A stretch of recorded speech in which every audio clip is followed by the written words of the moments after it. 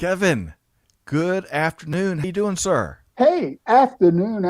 It's Thursday. I got one more day for this week. I tell you, it's been one of those 10-day weeks. How about you? About the same. Same here. Same here. But a great week.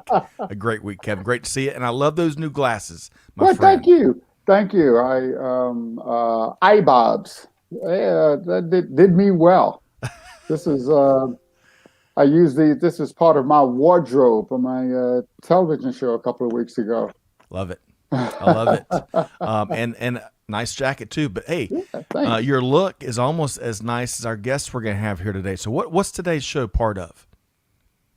Well, actually, today we're going to talk about digital transformation. Imagine that. Now imagine that how supply chain is really being transformed by technology.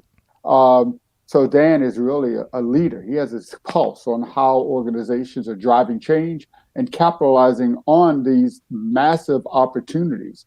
The globalization is, sort of like a yo-yo, right? We had to bounce out to connect globally. Then we had COVID, and everybody wanted to talk about nearshoring. Mm, And now we're trying to find that right size of the supply chain. that's right.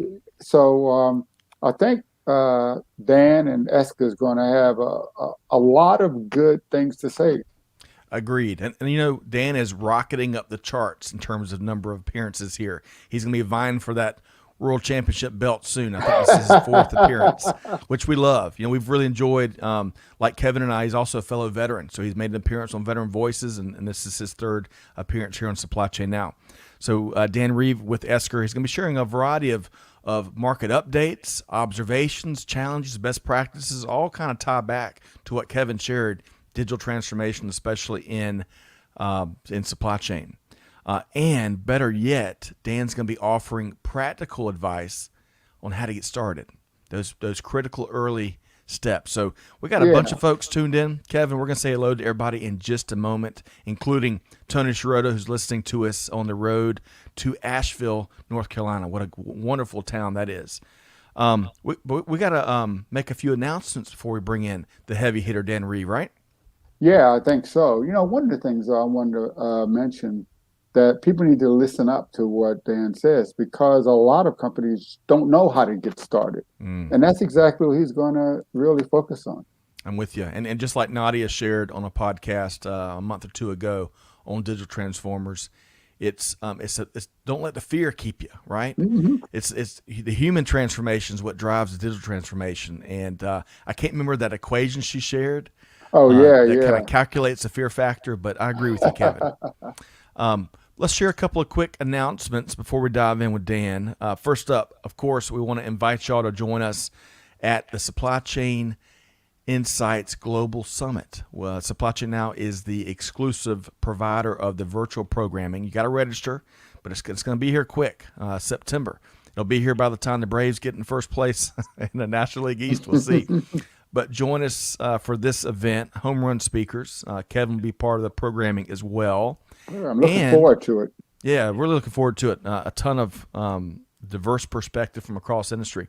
Also, we've got a great webinar coming up with our friends from Esker, which we're going to touch on later in the show on July 27th. So you'll hear from Dr. Swink with Texas Christian University and Dan's colleague, Nick Carpenter, on just what Kevin said. And you got to listen to Kevin, how digital transformation accelerates and strengthens your supply chain. So a timely message there.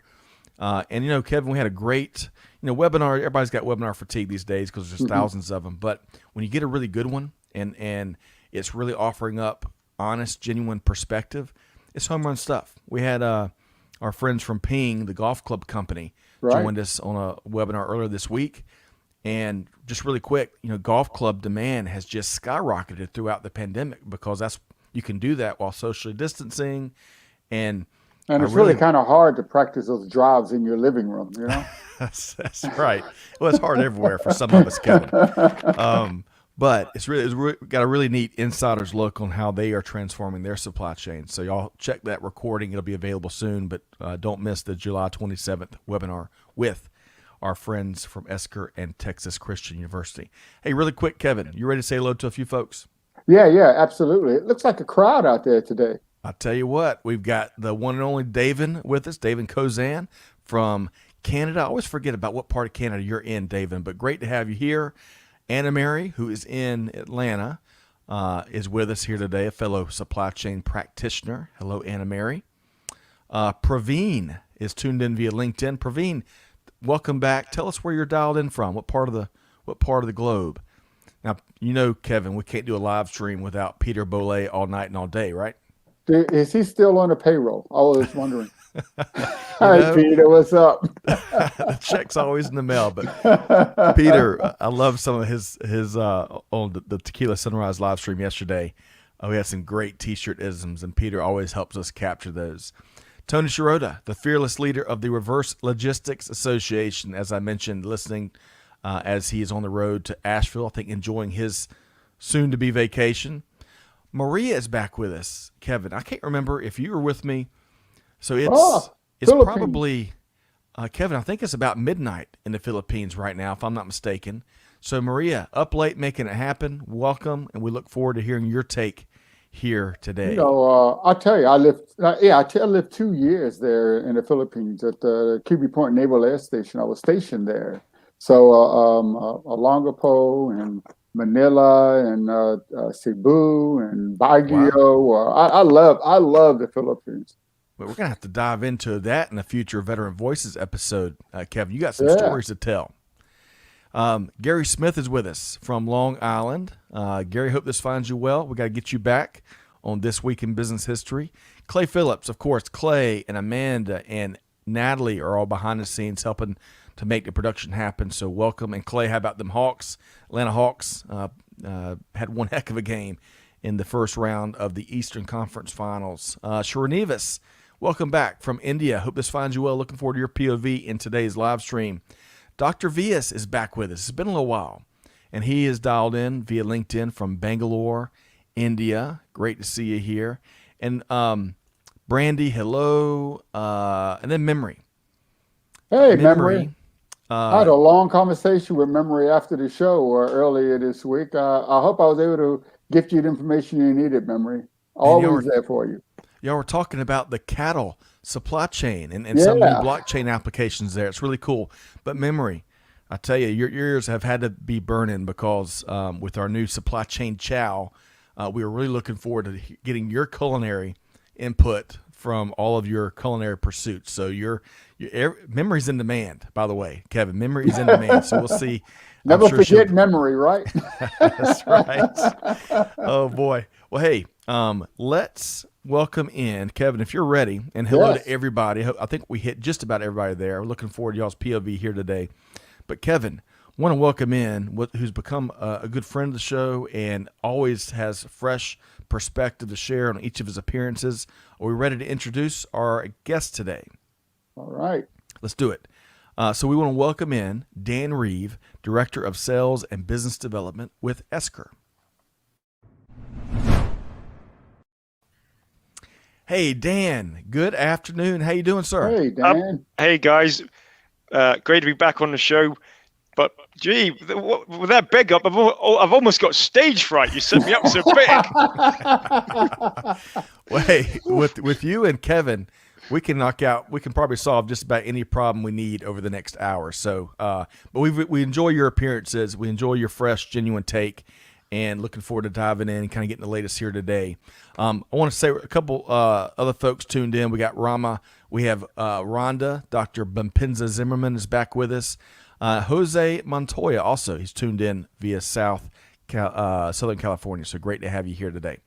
Okay, right. So Dan is bringing in a global audience, right? Yes, he is. And we're going to give you more stage fright, Dan. That's right, our job. All good. I was chuckling because last night I was in a Dick's Sporting Goods and it looked like the old Mother Hubbard story. Sorry, Dick's, but I was in there. Hardly anything in the store, there. And all I wanted was a little golf club for my daughter. Couldn't find it. Nothing. Yeah. Well, you know, that's been kind of par for the course, no pun intended. It's been very difficult keeping a variety of SKUs. In fact, Amanda was putting together a salad for lunch, and the store didn't have a certain type of olive that they typically have. less SKUs. Folks are trying to channel and focus those energies of available capacity. But we're gonna dive more into these observations that impact your life, whether you're in supply chain or not. So stay tuned. But before we do, there's a problem there. Uh-oh. If they're running out of blue cheese stuffed olives, my wife can't have her martinis. There's going to be a problem in our house. Kevin, I'm a big fan of the same olives. Blue cheese olives were a match made in heaven. All right, so we're going to we're going to warm up the conversation here today. We'll save the food talk probably for a little bit later because you're all making me hungry. But so here's a little note that most folks may not know. So all three of us have served in the military. Kevin was a naval aviator, and that came up in our planning call a month or so ago. And it came to find out that Dan and I both, and Kevin is too, but we're big military aviation. I'll admit I'm a nerd when it comes. I was in the Air Force. I love the F-16 and the F-15 in particular, and many other aircraft. And Dan shared his passion for military. In fact, he's got a neat little story from when he was a kid. He almost kicked off an ejection seat being in the plane. But let's Dan, elaborate more on your passion for aircraft and tell us your favorite one. Well, yeah, that in the background is a Seppercat Jaguar. The French, the Brits, the Indians used them. My dad worked on them before he moved to the Tornado. And I tried to pull the ejection seat and the pen was in. But then the supply chain officer pulled me out and shouted at me and my dad. And so I wasn't allowed to sit in there while they worked on the aircraft again. But I particularly liked the SR-71 Blackbird. Growing up in England, in Norwich, Norfolk, only about half an hour, 45-minute drive to Mildenhall. And so Mildenhall, you've got Mildenhall, you've got Lakenheath, and I always enjoyed seeing the Blackbird because one, huge jet, fast, but so loud, and just it felt like it was cooking your insides when it flew past you. Everything was rumbling, and even as a kid, you knew it was like, wow, this is special. And it wasn't just the fact that I was on an American airbase. When you drive onto an American airbase in England, what happens is suddenly the world transforms. Cars are on the wrong side of the road. You got American fire hydrants, American-style buildings, the biggest and best burgers and fries and food, and you're like, wow, I'm in America. It's amazing how it transforms. So, and then you get to see the Blackbird. So that was always a highlight for me. Yeah. Yeah, I tell you, I used to go to Kadena Air Force Base on Okinawa, and the Habu, the SR-71 Blackbirds, was stationed there at Kadena Air Force Base, and those things, they would, you would roll out to get ready to take off, and the tower would say, "Okay, all aircraft stop in your place," and then you hear this loud noise, and the SR-71 would come around, swooping around, and it land, and this big red parachute will come out the back of the plane to slow it up. That was always so beautiful. I have to share your admiration of the Blackbird there, Dan.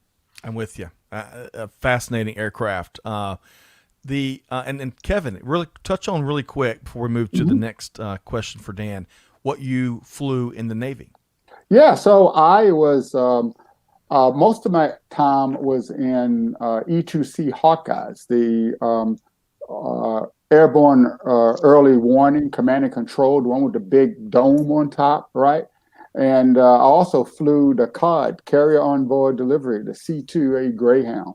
So, but I was also an LSO in the Navy. So I have time in a lot of different aircraft, S3s, the F-14. My first trap actually was in an F4 Phantom.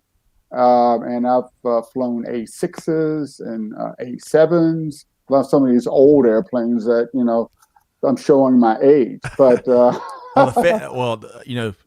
we could talk for hours. The Phantom, of course, is legendary. I think one of its names is the Flying Brick, but it is a gorgeous aircraft. Tomcat, of course, was an iconic naval aircraft for so long. Of course, it was the aircraft featured in Top Gun, but I'm going down a slippery slope. We could talk to both of y'all about aircraft for a long time. Really quick, Rama is asking about how I can develop myself in the field of supply chains. Rama, you're in luck. We get this question a lot. We've got a July 29th webinar that Peter Bollet and many others will be offering advice on your question. Amanda, if you get a chance, if we could drop the link for that webinar registration, it's free. Drop that in the comments if you would. Thank you very much. And Ram, a great question.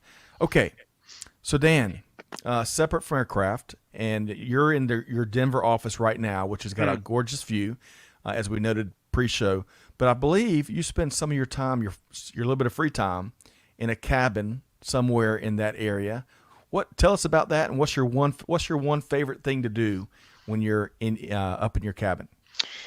Putting it down to one favorite thing is going to be tough. Yeah, it's been a dream, 20-year dream. I always wanted to get a place up in the mountains, and I think I particularly like behind the house. I wake up and there's some public land. There's a farmland behind the house, public land, and then mountains. And if you get up in and you look in the right direction, you can normally find the antelope. There's a herd of antelope that hang out there. So sometimes me and my daughter will sit on the deck. My eldest daughter will look at them.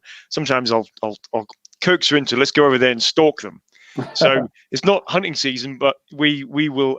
I can at least get her to go with a camera or binoculars, and I'm like, okay, well, we'll sneak through here, and I'm not quite. She's only 7, so I don't really have her crawling on a belly buckle for a mile or two just yet. That's maybe next. I'll save that for her birthday next year. So that's part of the training program. Yeah. We'll see. I have an SOP for my wife, which is don't break our daughters or I'll break you. So I have to go easy. But I like that. I really like a little bit of slow time and getting to see the animal and the nature up there. That's certainly a top thing we enjoy. Love that, Dan. Yeah, I spent some time up there in the winter, and it gets so quiet there in the snow, and seeing animals, act like they ignore you sometimes. Right. You're just not a threat. They're not used to it. But right. Kevin, as much as we'd love to talk about aircraft and cabin life and certainly wildlife, we got to get some work done today, right? Oh, well, shucks. Okay. So where I'll tell you, I was wondering, Dan, can you maybe give us a general market update? What's going on in the marketplace when it comes to a supply chain?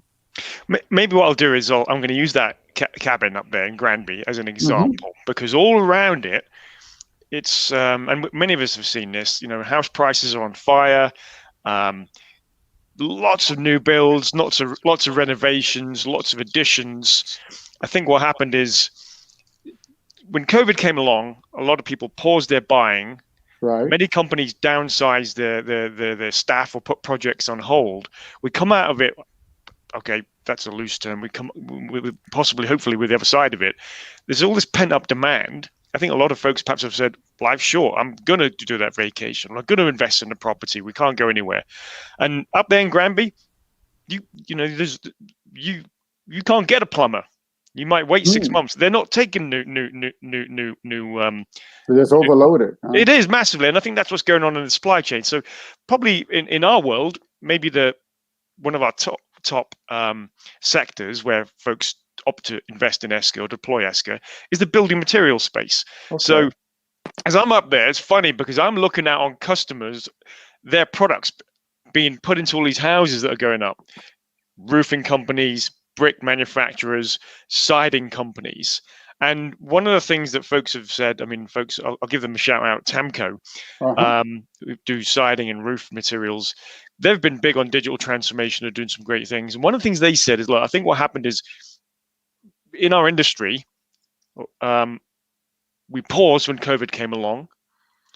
Some companies, not necessarily Tamco, but others actually did a reduction in force. Now you've got this suddenly, the demand is out. A lot of people have cash to spend. The tap is on full, but the pipe is still only, only that thick. So there's a massive demand. And I think a lot of these building material companies are struggling with it because on one hand,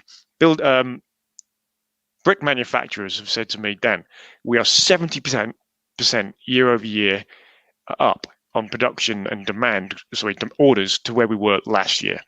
We think this will go on for another year or two. Prices keep going up. Right.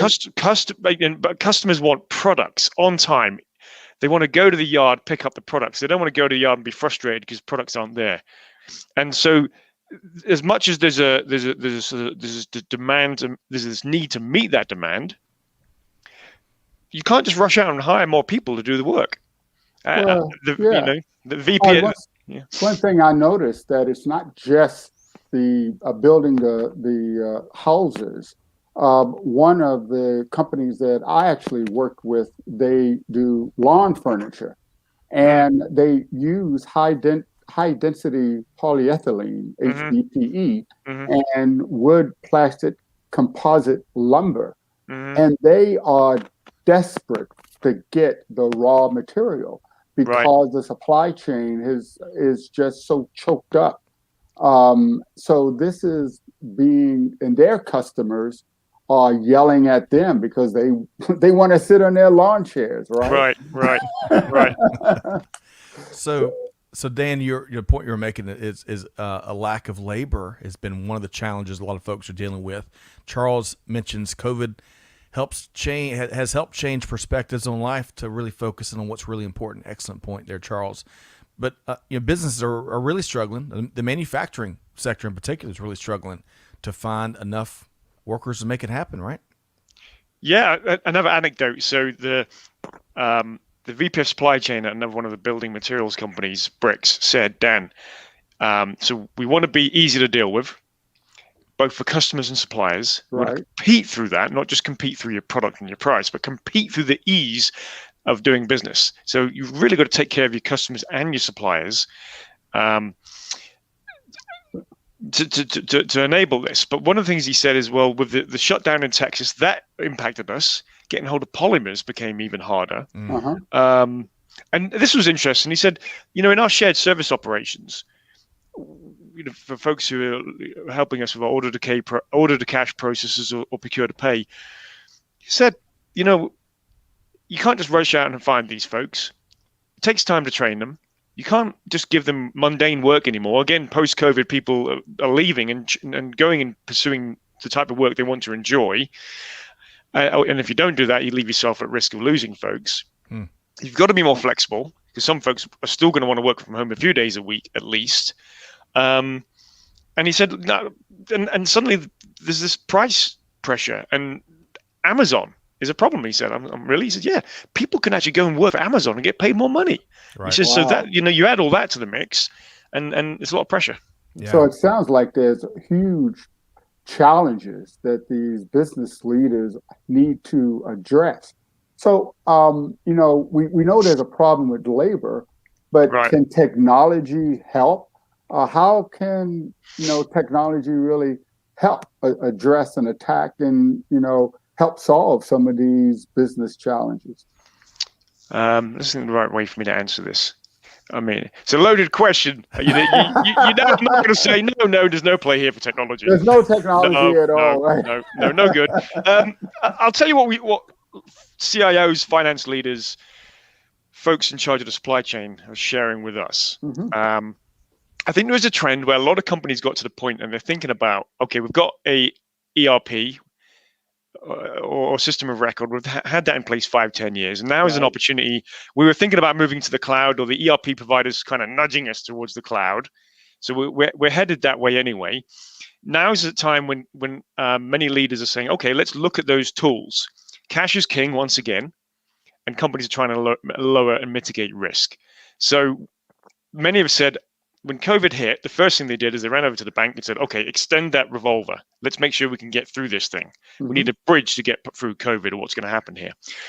I think companies then began to extend terms and began to focus on how can we send invoices, collect and chase money, make it easy for customers to pay and apply that cash. So we don't, that's important too. Just what happens if somebody has paid us and we don't give them the credit they deserve and we hold them back? Well, they get frustrated. They can go buy from somebody else. So on the order to cash side, I think there's a play for technology to free folks up to better serve the customer and make it easy for the customer to pay and for you to make it so they can buy more goods and services subsequently. on the procure to pay side, I think what happened is companies also started to say, "Oh, we might need to buy from more folks. Try getting yourself a bike or a bike frame." I managed to walk in a shop and find one up in the mountains the other day, and text 3 of my friends and I buy it now. You won't get it for 2 years. Buy it right now. So I think what happened is a lot of companies came to this realization that they might need to have more options and more supplier possibilities to continue to provide the goods and services to the customers within the SLA they were used to. And I think also there's this concept now, people are realizing, well, there was a while you could say things are delayed because of COVID, and a lot of people are kind of getting frustrated with that. Oh yeah, I've heard all that before, but still Amazon's doing it and getting the goods to me. Why can't you? So I think what a lot of companies have been doing is trying to minimize their risk. Let's vet our suppliers. Let's make sure they're not bad actors or they're not going to cause us problems, but make it easy don't make it too burdensome for the AP department or the procurement department or the suppliers. Yes, you want to be able to control your spend. Again, this is cash management, whether it's procure to pay or inventory or order to cash. Right. So make it easy for the folks in the organization to bring on suppliers and then track, okay, could we get some early payment discounts? We talked to military. This is my favorite expression from the British Army. If we move that invoice through the organization at the speed of 1,000 gazelles, right? Okay. Well, then they might offer us an early payment discount, but if you don't, if you're a laggard and it moves through there and it takes 10, 15 days, why are they going to pay you early? Right. I'm trying to visualize 1,000 gazelles right now. Right. But one of the things that I'm hearing, though, is that it's very important to have more visibility into your supply chain and more options. You briefly mentioned cloud, and cloud is famous for enabling better collaboration, better communications, and maybe in the supply chain, being able to identify more suppliers so that you would actually have more options. Is this something, a way forward with respect to, addressing the customer concerns and their needs? And is this a route to the speed of 1,000 gazelles? Well, yes, and the context is normally it was somebody yelling in my ear because I wasn't moving fast enough, and I was being encouraged to move at the speed of 1,000 gazelles. Later, I became that guy who was doing the yelling as I got promoted and went through the courses. But yeah, I think visibility is key because, and fortunately, Esker kept me around for 23 years. Nobody else would have me. But what I've observed during that period is, yes, nowadays we've moved. Once upon a time was cloud. What is that? And now I almost see that many digital leaders and supply chain leaders will say, "Well, cloud's our default. Why wouldn't we do that? Do anything else?" Yeah. I think COVID may accelerate that because some CIOs I've spoken with have said we will always want 10% of our staff to work from home. That's an ongoing DR test in itself. We can make sure we're ready for the next disruption or hurdle, which I think we all agree is looking at global economic and pandemic situations, research. We'll probably have some more of these. Yeah. I'm not saying it'll be a COVID, but the increase in risk, and I think folks are starting to factor that into their supply chain planning. I also think with cloud, one of the things that the CIOs have said to me is, Dan, I don't want 350 applications anymore. Order to cash, procure to pay, supply chain, inventory. I don't want 350 applications. Yes, we will try and build and leverage upon the ERP. But many are saying we will use best of breed tools for order to cash and procure to pay that almost accelerate, leverage the ERP, make the ERP look even better. So cloud, what folks are saying, where we have cloud options and these different order to cash, procure to pay operations, and that data can be shared and it's secure in a cloud model. Great, we can stand it up quicker. We're not having to sort of maintain and build that code. We don't want to do that anymore. And I think visibility is also key nowadays. As one of the things I think we're going to see, or we've started to see already, is mergers and acquisitions. Because for some companies, this is a big opportunity, to go and buy companies, distressed companies or companies, So when these CFOs buy building material companies, for example, I'm going to stay on that track. I'm trying Yeah. not to Right. wander. Sure. Well, they're going to inherit new companies, new ERPs, new systems of record, and they're going to want visibility of what we're buying, who are the suppliers we deal with, who are our customers, how well are we doing with invoicing or our aging or collecting our money. And I'm Right. trying to get that visibility across multiple shared services and ERPs and countries even. How do I Right. do all that? Cloud-based cloud-based technology, not just ours, is a mechanism to make that a bit easier, which I think is what we heard.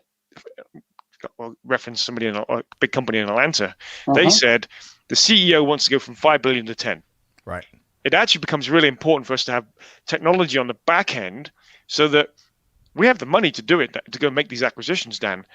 But we've got to make it easy to go and buy these companies and then have the supply chain and the finance tools. So it's actually not a huge effort to acquire these companies. Mm. I think what you're saying is that cloud sort of future-proofs your organization because it helps you deal with change. These mergers, these acquisitions, being able to change suppliers, being able to change delivery locations. So it's that dynamicism of the market that continually increases. And cloud services like those provided by Esker really enable companies to be more flexible and to be more dynamic in this dynamic environment where risk is it's not if there will be risk, there's always going to be risk, but the question is which risk are you having to deal with today? Right. Right. And the other thing I heard there is, especially in this age, is a lot of deal making, right? Yeah. Transactional velocity, right? You want to make sure that you're making these big decisions and all the moving pieces that make up these big deals. So when you've got these platforms and these cloud powered technologies, it adds velocity to these transactions in a meaningful way. I want to share a couple comments, and then we're going to circle back, Dan, to your perspective here. You got a lot of folks are commenting on what you've already shared. Let's see here. Let's start with going back to kind of labor. Pay is always going to be influential in the decision-making process when it comes to job opportunities. Excellent point there. Ryan Wilson, this might cover you up, and if it does, okay, it's not too bad. So Ryan shares a lot here. Going back, using your main industry example, Right. Building, production, and supplying materials were redefined by COVID. You can't supply what you can't produce. If you can't get it from trade, nobody can get it. We often forget it's not just our companies and internal folks, it's everyone worldwide. He goes on to say, no plastic and stone means no toys, no building stone for construction, no water bottles for the gym. We have to be humble with the process at all levels, from senior production down to customer. It's hard. Excellent point. Excellent sentiment from Ryan. Anna Mary talks about the understaffed distribution centers that, of course, then result in lead time delays. David, welcome to the conversation. Let us know where you're tuned in from. Welcome here today via LinkedIn. Amanda, I really liked your at the speed of 1,000 gazelles. Sounds very British. I could hear David Attenborough or saying that as you were sharing it, Dan. I can't mock his accent. I can't do it. Memory is talking about how they're seeing huge delays on delivery of compressor spares from Germany. Freight and shipping is ridiculous. We need, as she says, more simplified systems that are easy to adopt and reduce resistance to tech changes. And then I'm gonna wrap with this question here that Charles is posing, and I'll start with Dan if you want to have a take on this. Charles says, how can we improve reliability and response time of data in the cloud for distribution type systems, local servers? Any commentary there, Dan? Well, I was going to go back to a comment. I'm not sure I'm an expert. I'm smart enough to answer that question, but I will try if I can. A minute ago, we were talking about visibility, and I'll give a shout out to Florida Crystals here. I think they've done something interesting with these. They said, okay, we need flexibility, Dan. There might be times where at certain points of the year, we might want to move our priority of where we ship from, our DC. We've got multiple DCs. So yes, we want the dynamic ability on the fly as orders come in to be able to recognize, okay, well, which of these orders as they flow in are the priority orders? Which of these orders, use AI to look at who is the customer, where does it need to be drop shipped to, what is the SKU? Ooh, can we prioritize some of this stuff? And hey, let's reach in and grab that order and prioritize that order because there's a cutoff time approaching. They took it a stage further and said, but Dan, we might want to put our own logic on top of that, not just to know if a particular SKU or priority is being ordered, but we might say for various different reasons, certain times of the year, we want to use this DC as the priority for 2 or 3 months. So we need that sort of, we need the AI to be able to capture the information, what's being ordered, the sense of demand, but we need flexibility to then say, okay, that's all good, but our priorities have changed. So they and others I've seen in that space have used that as a way of saying, great. There was another medical device company that was able to say, okay, well, if we do all this, well, guess what? Now we can take orders 1 hour later. And that might not sound a lot, but for the rep who's selling the medical device products or the building materials to be able to say, actually, we can get your order in, we can absorb that order and be a little bit easier than the guy down the street or the other lady down the street. That's competitive advantage, and I think that's the sort of thing that people are looking. Then on the back end, these supply chain leaders are saying, great, Dan, your job is to get me the demand. We've often optimized the ERP or the supply chain planning software, but the quicker you can get me the demand, even 1 day quicker is huge. Right. Because prices keep going up. Just get me the demand so we can know what to do with it. Right. One other thing he mentioned there, Kevin, I'd love to get your take, is, and I am no coder or technologist, but I tell you, I get plenty of AI-driven communication, and the inputs, folks they spend no time tweaking those inputs. And then what Dan mentioned there is how the situation changes. So I would assume it's really important to revisit the inputs that make up your AI-driven systems. Right. To retweak that, right? Yeah, well, one of the things that no one has said yet, but it's there in the conversation with respect to the Internet of Things. So how do you know if something is changing? There's a sensor out there that's giving you the data that drives the artificial intelligence. How do you know that if you're shipping something that the temperature is correct and it's not being spoiled? There's a sensor. That's an Internet of Things, right? What about the truck that's transferring or the container?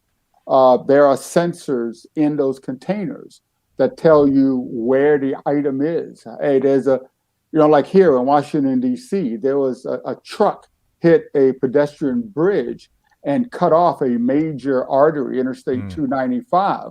And every truck on that interstate is now slowed up or stopped. There's a sensor there.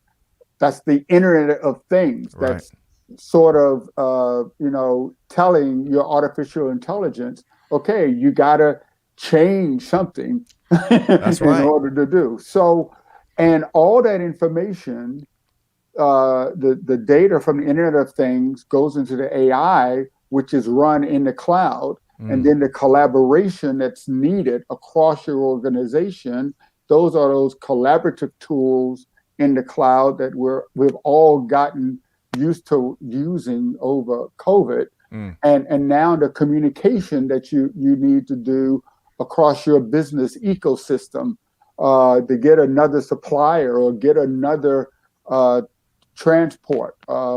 This is the speed of decision that systems like Esker provide to make it better. So I appreciate you sharing that, Kevin. I think that visual landscape you painted from a technology standpoint is very helpful. Dan, I want to circle back on something though, because if COVID, of the many lessons we've learned from this age of the pandemic, it is the immense value that supply chains have with their suppliers, right? And that really important trusting relationship, right? And hearing you kind of talk about some of these market observations and also hearing Kevin's input, I would assume that Esker helps strengthen those relationships between supply chain partners. Is that some of what you're seeing? Yeah, I think I'll go there. Then if you let me, I want to make Please. a quick comment about cloud and benchmarking. Yeah. So I think there's value, and I remember being in front of one of the largest 10 companies in the US. I was in Kansas, and they were saying, well, we want to compete not just through the way we treat the customer. We want to compete through the way we treat the supplier. Easy to do business, pay them on time, alert them as to when they're going to get paid, give them early payment opportunities, or earn ourselves early payment discounts by being able to pay early. And then I think the other thing is, if there's a reason that invoices they send us can't be processed quickly or mapped into our ERP system, and by the way, we don't do the mapping, Dan. That's the sort of stuff we want you to do in the background. Make it easy for us, whether it's invoices coming in from suppliers, orders coming in from customers. We don't want to do that anymore. That's the sort of stuff that you should provide as part of this cloud-based service.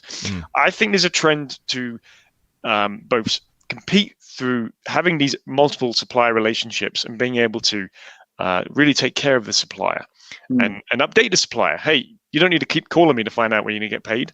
I'll let you know proactively. Yeah, you'll push out that information. Yeah, I'll push that information. I'll give you a portal, or push that information to your own portal. We'll do joined up business. So I think that's something that folks are asking for. If I go back to you were talking about cloud and the value of cloud. Yeah.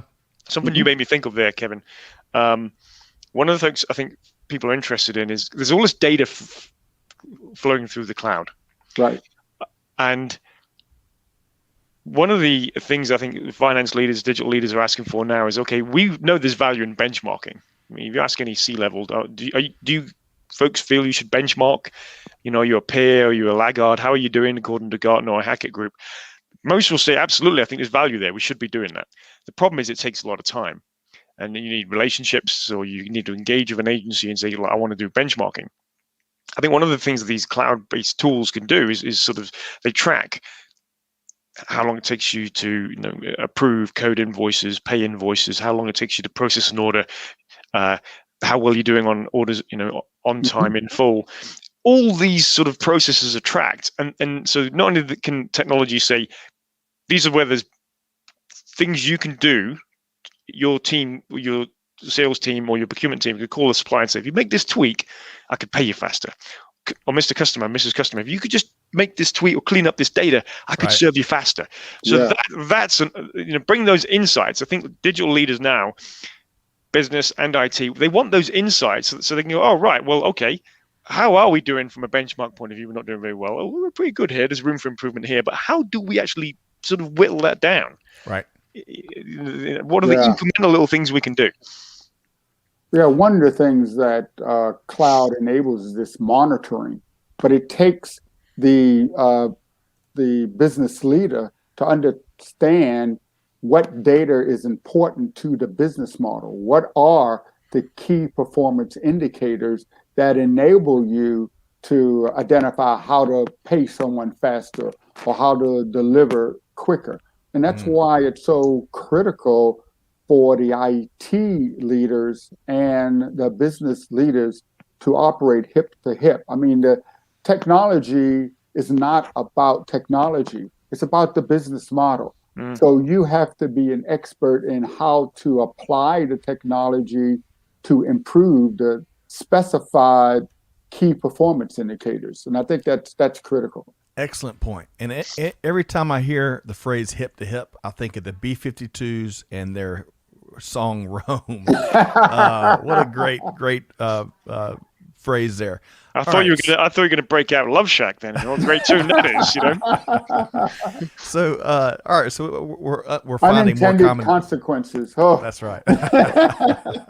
So, Dan, what I want to do, we've got about 1:45 here. I want to talk more about where and how business leaders can get started on their digital transformation. They're already, believe it or not, organizations are already transforming. It's whether they're doing it deliberately or not, maybe. Right. But what would you suggest? How can business leaders get started? What are some initial steps? Yeah, I think one can be, okay, what's going well? I mean, I know all salespeople, everybody thinks salespeople are just trained to ask pain. But I think one of the things is, what's going well? What do you want to maintain? Okay, there's a certain way you operate, and you that's a competitive advantage to you. What do you want to maintain? What do you want to avoid? Well, we want to avoid our competitors taking over from us. Or maybe you say, if we go about this digital transformation in 6 or 12 months' time, how will we know that we achieved it? What will success look like? What will a supplier or customer say? How will success show up? And they'll be like, oh, it's easy to do business for you guys. We've noticed our orders come in and, man, you guys deliver faster than anybody else. It's so easy to deal with you. We can chat with you offline or what's going on? So I think that's an approach where, Kevin, you said, don't get suckered into the technology just yet. Right. Focus on, okay, ultimately, at the 30,000 foot level, what are we trying to do? Now, anytime you can start talking about outcomes, great. Okay, we've got an idea what we want to do. What tools have we got already? Are these the right tools? What do these tools do for us? I think there's a big movement going on in our world. It's like somebody took. Obviously, I like this. I was a combat engineer and I made a lot of bangs. They were great. They were big bangs. Everybody loves my bonfires because they're normally pretty big. But anyway, COVID was like somebody took a big can of gasoline and just threw it on the fire in our world, not just for Esker, but through our peers as well. COVID exposed those broken processes. COVID was like the chief digital innovation officer walking around saying, oh, that doesn't work so well when people are at home. So I think there's clearly opportunity. But if you can, again, I said earlier, many of the CIOs I speak with say, Dan, I don't want 350 applications anymore. So if you can think about outcomes, but go and talk to other departments, and other departments are like, oh, that platform could help us both in supply chain, treasury, payables, receivables.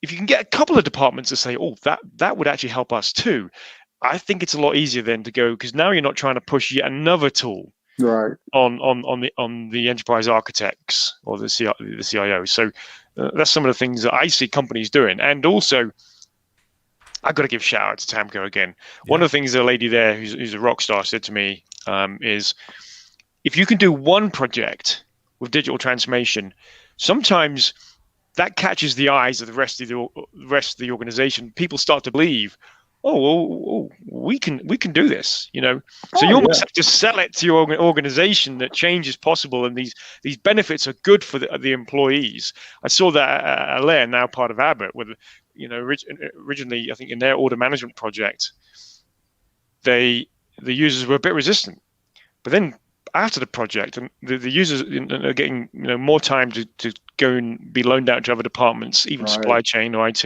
or they're getting more time and they're actually getting career development and planning. Well, when people see that, or that's shared across the organization, I think then you're more likely to get, this digital transformation is not just going to eliminate my job. There's actually something I get to do better. That's got to be sold. That's got to be sort of somebody's got to articulate that it's not just a threat. Gotcha. Yeah, I think it's just, unfortunately, it's human nature to be afraid of change. They like things to be just the way it is. And digital transformation is change. But you have to somehow make people comfortable with change.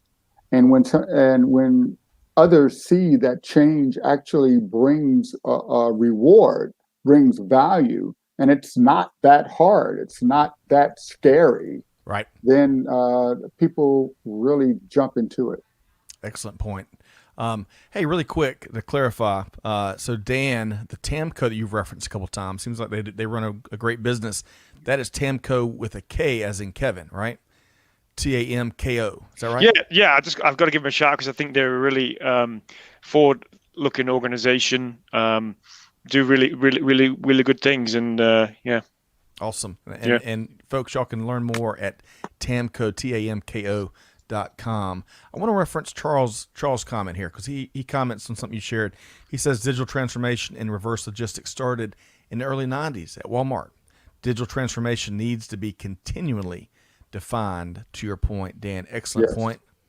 Rhonda was a big fan of what she says. Kevin Jackson, vivid picture and relatable case you made for how technology can be a powerful force for safety reasons. Great point. Thank you, Rhonda.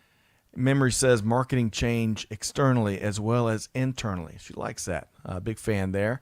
Brandy says, I was taught that I can define that pit of the stomach feeling as fear or excitement. That's an important distinction. Assume it's excitement, right? You got to assume it's excitement. That's right. And move forward.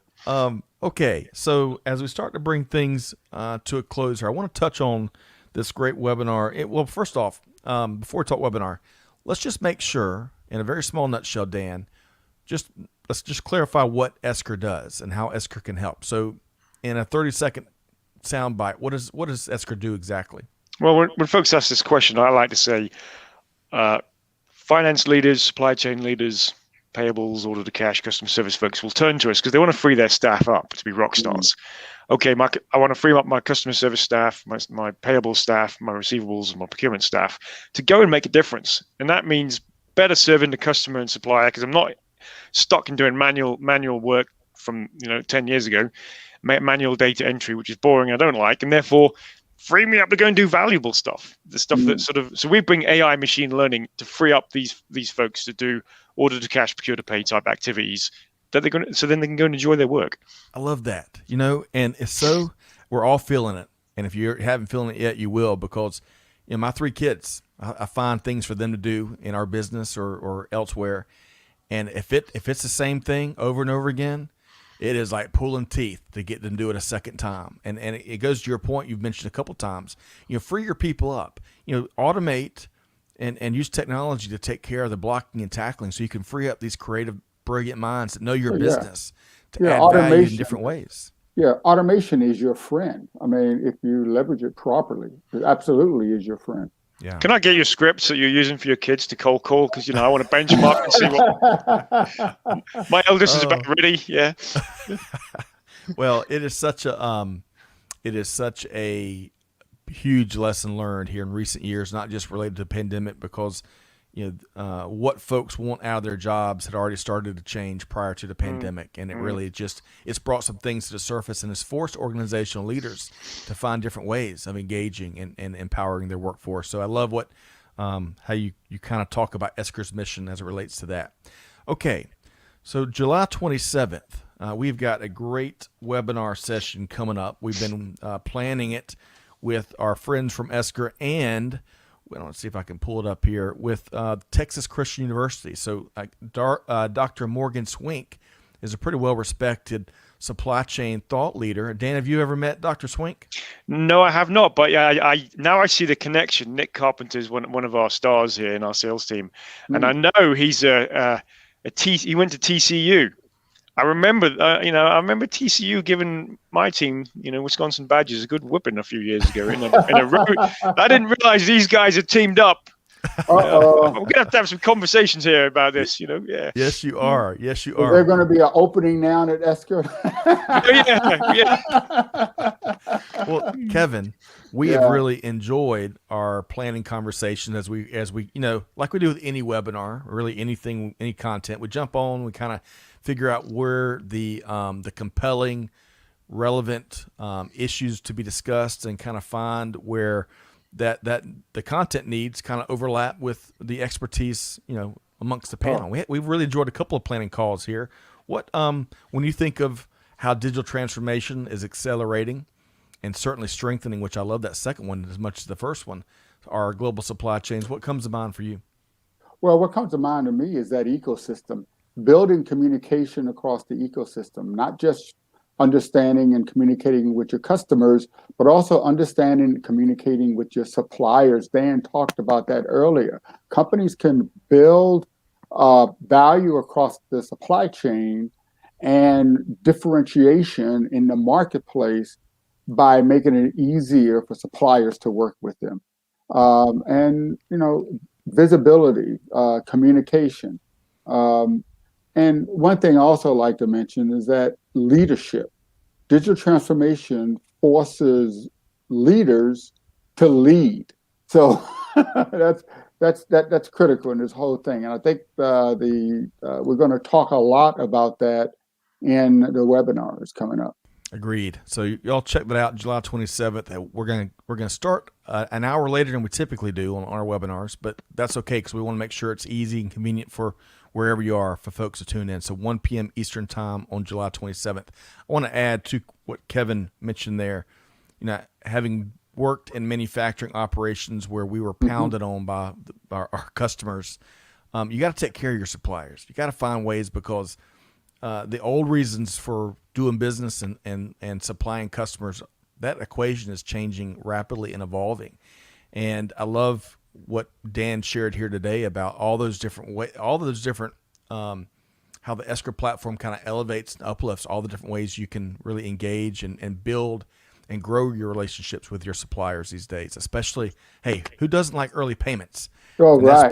That's been a neat thing we've seen here in the last 18 months as folks look to strengthen and provide some stability for their suppliers. So that's wonderful. Yeah, absolutely. And one thing I want to make sure, I mean, Dan put so much good information out today. I want to make sure the audience can reach out to him and get some one-on-one information about, how to do this digital transformation. So Dan, how can the audience reach out and contact you before we go? Okay, you can reach me at daniel.reeve@esker.com.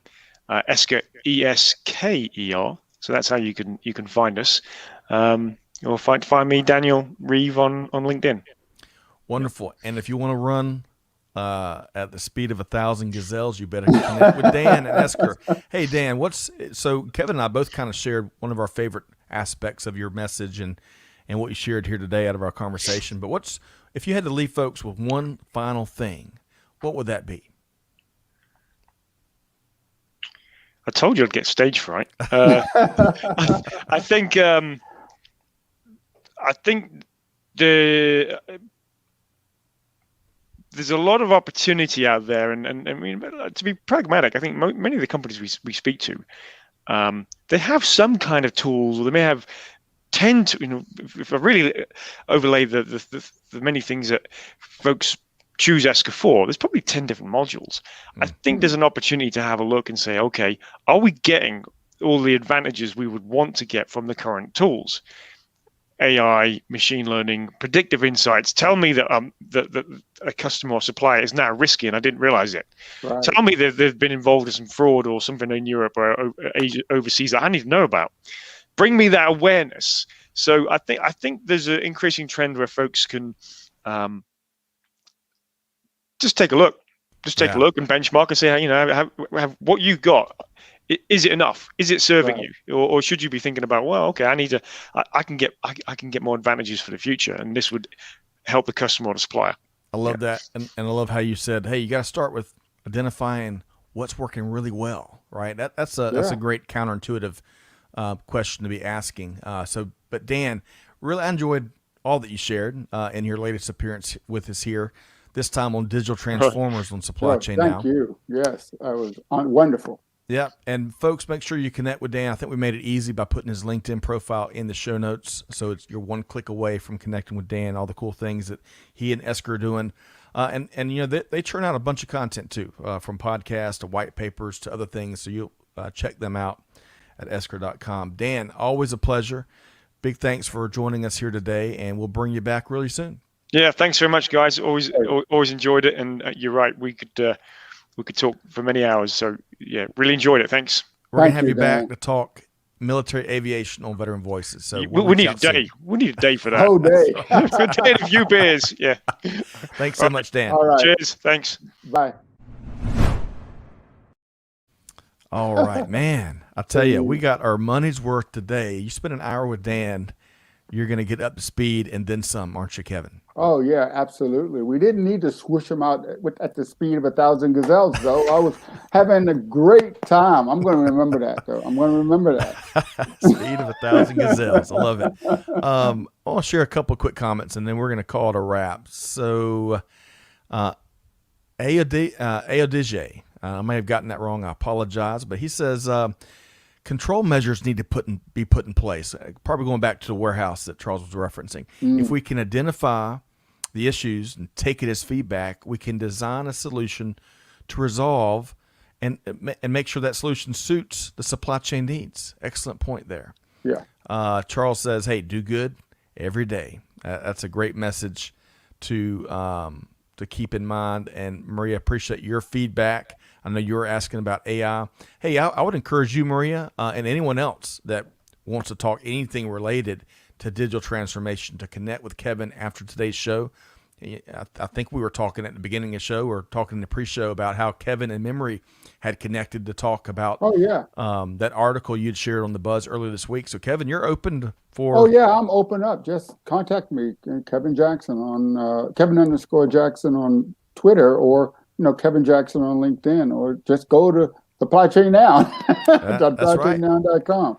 It's just that easy. And I think the latest podcast episode of Digital Transformers is going to be published next week, where we're targeting Monday. Yeah.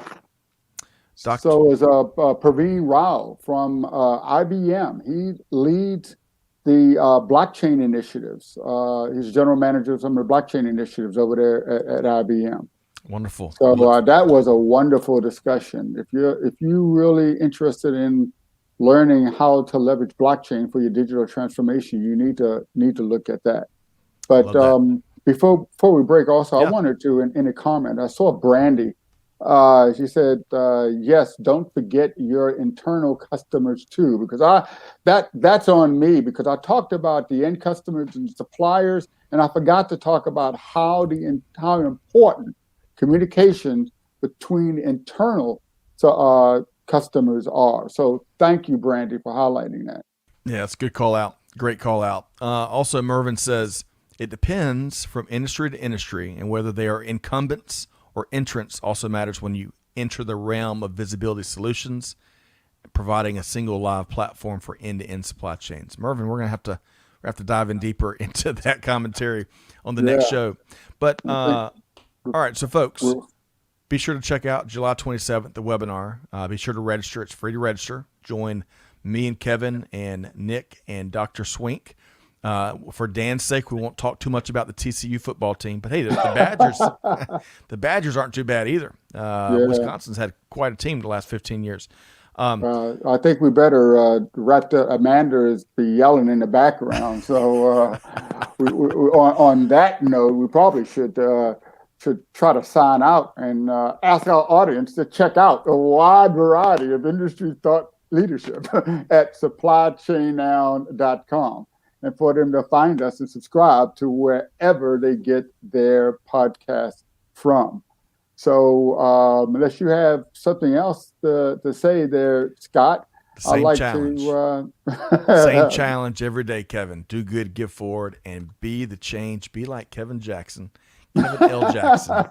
And on that note, Kevin, you always wish people a transformational future. I love that, though. Yeah. So on behalf of the entire team here at Supply Chain Now, this is Kevin Jackson and Scott Luton wishing all of our listeners a bright and transformational future.